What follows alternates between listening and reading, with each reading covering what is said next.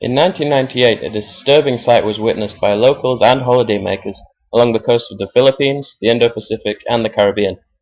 What are usually vibrant, colourful areas of outstanding beauty in the natural marine world this year looked white and barren. This was the greatest recorded instance to date of what has been an increasingly common occurrence in the face of global warming. This is coral bleaching. Corals are animals, their closest relatives being the jellyfish. They are often confused with plants due to their ability to photosynthesize. This, however, is not an ability of the corals themselves, but is achieved through a partnership with a single-celled algae called a zooxanthellae. These zooxanthellae are able to process sunlight from within the safety of the coral polyp. The coral gives the algae nutrients, which it absorbs from the surrounding water, and in return takes its share of energy from the products of the algae's photosynthesis. It is these algae which gives all corals their colour. Without these, the coral is transparent, revealing the white skeleton underneath, so when the algae are lost, the coral turns white. We call this coral bleaching.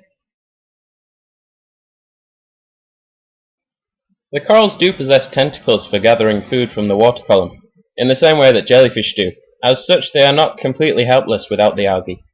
However, coral reefs most commonly develop counterintuitively in areas of relatively low nutrients. Because of this, corals cannot survive long with only the nutrients they can gather from the water. The longer the corals are left without these algae, the longer their condition deteriorates. This leads to increased susceptibility to disease, predators, and competition from neighbouring corals and algae. A prolonged bleaching event, such as that of 1998, can lead to heavy losses in the coral community, taking years to recover. The algae function as all cells do using a set of enzymes. These enzymes are able to function within a certain range of temperatures, and different organisms in different environments will use enzymes that function within a temperature range that they are exposed to. Although temperatures on land may fluctuate wildly within a single day, the oceans remain fairly constant, and so the enzymes used by marine organisms tend to function in a much narrower range than those of terrestrial animals.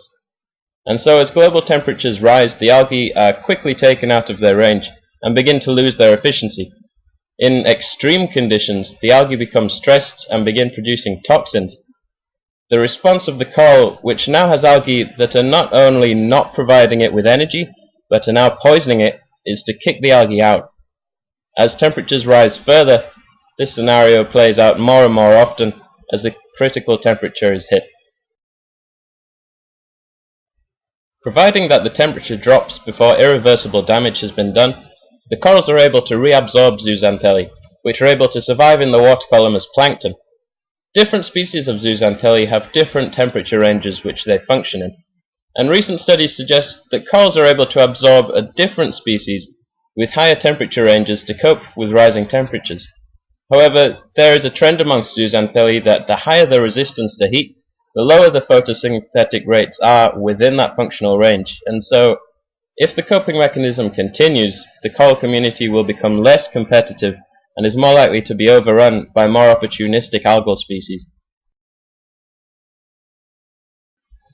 We can try to rescue the reefs through a system of artificial reef placement, moving the corals into colder water so that they can set up new communities.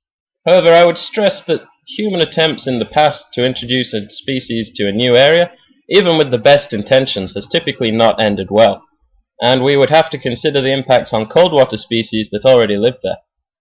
The only alternative that comes to mind is to stop global warming, which isn't going to happen anytime soon, and with current bleaching events increasing at the rate that they are, it is expected that structures such as the Great Barrier Reef will not survive the century. So, could this be the end of our reefs?